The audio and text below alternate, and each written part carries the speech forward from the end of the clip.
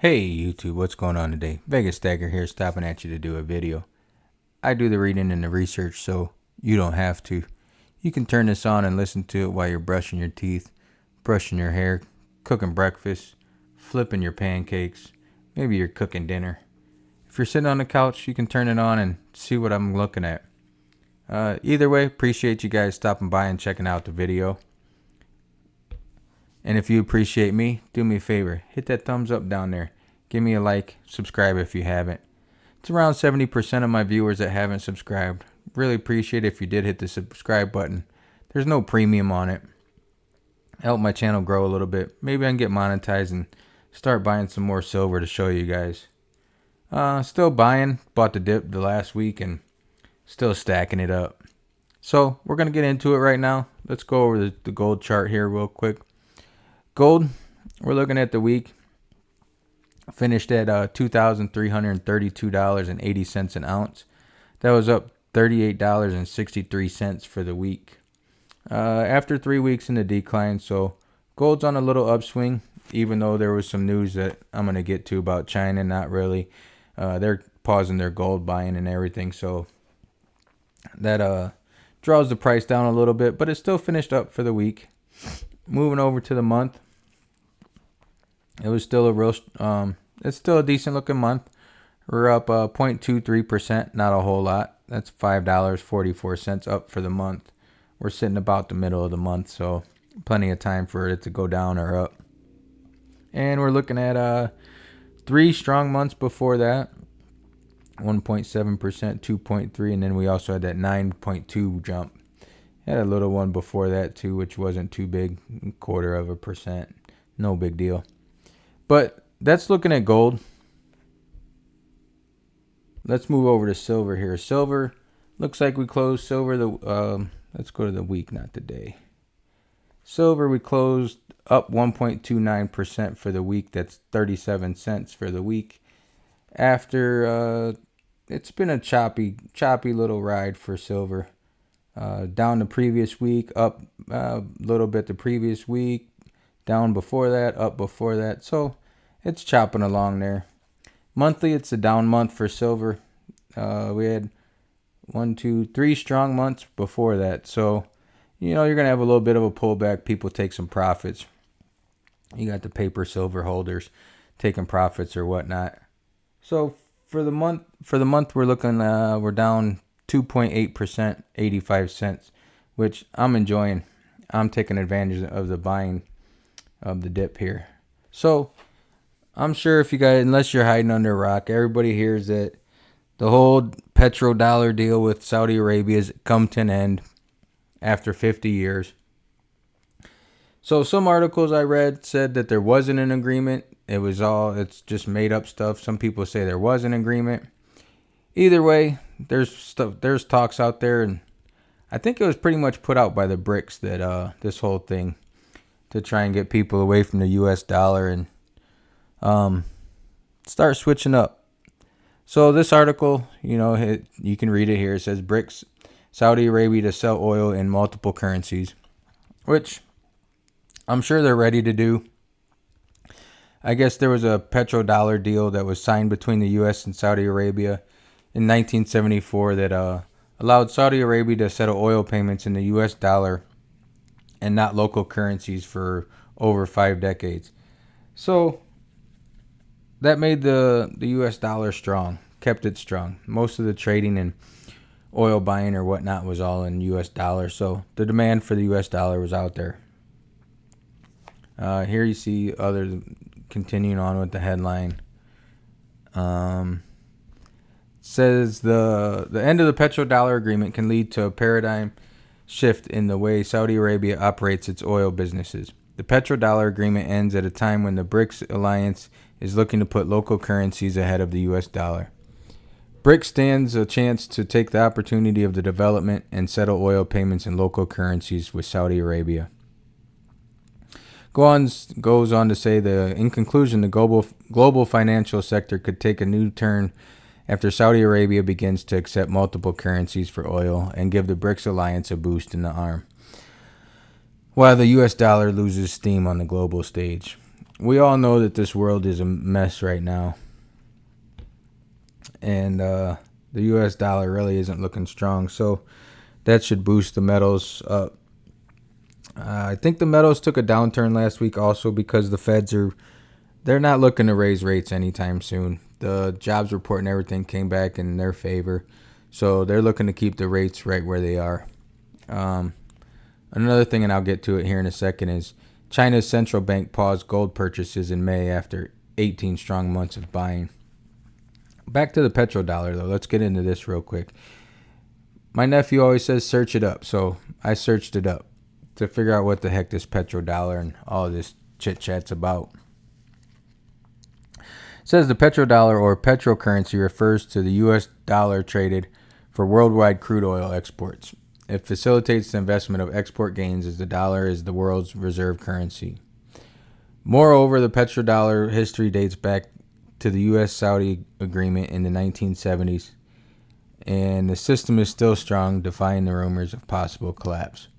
But this article was in May, so the agreement supposedly just ended, which is why everybody's talking about it. All these YouTubers are talking about it and trying to pump up the whole silver is going to the moon. You got 13 days, you got 14 days, you got 6 days. I see these headlines on these silver YouTubers, silver tubers. We'll call them silver tubers. And one day they say that it's going to be 5 days until silver goes to the moon. The next day they put out one that says it's going to be 15 days until it goes to the moon. The next day they put out another one that says it's going to be 2 days. Hurry up and buy now. I'm not here to tell you that. You guys do what you want to do. Do your own research. I wish I could tell you it's going to go to the moon and sell everything you own and buy it, but I don't believe in that. It's going to be a roller coaster. It's a crazy economy, crazy world right now. So there's going to be ups, there's going to be downs. So my whole thinking is buy the dips and hold on the rises for a little bit. I also am a huge advocate of dollar cost averaging, so I just buy when I'm looking to buy and have the extra money to throw at it. Otherwise, I'm just holding until I can pass it on to whoever's behind me. So anyway, I'm going to get back. Enough of that ranting. I'm going to get back to talking about the petrodollar. It says, and in explaining it, what I came across or whatever. So it says that the Chinese yuan might be a strong replacement for the petrodollar if the petrodollar collapses. It says it's less likely future event. But you never know. Like I said, they're talking about it that it did collapse or that it has ended or whatever. Who knows? One article says it did. One article says it didn't. Where was the one? I saw another article. I don't remember if I closed it out or not. There was another article that was talking about that it didn't even exist and that it was all hip hop or hype or whatever. But I don't know. You read stuff on the internet and you don't know what to believe and what not to believe. So anyway, this says the history stems from the Soviet Union's breakdown in 1991, following which the U.S. became the only superpower throughout the materialized unipolar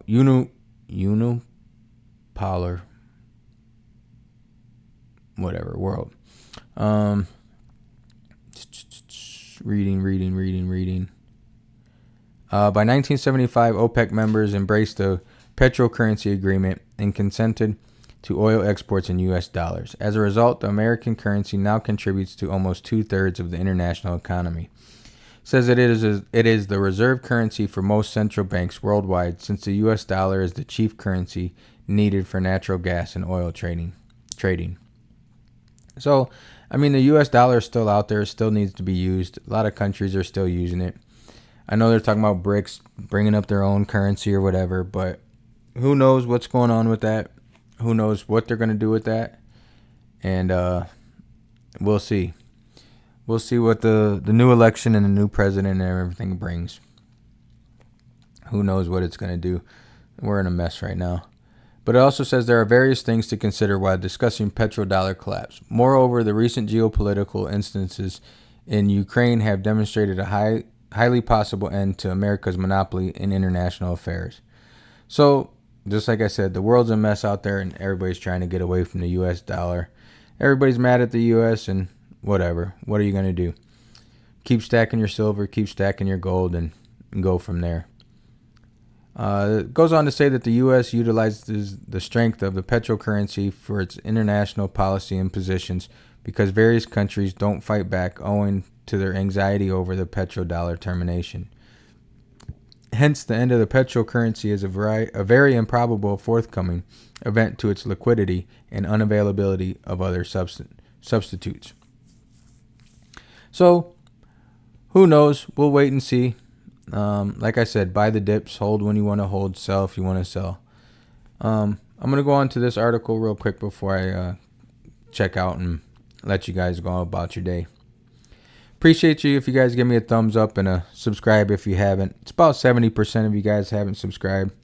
Wouldn't mind getting this over 1,000, get some monetary value out of doing this YouTube thing.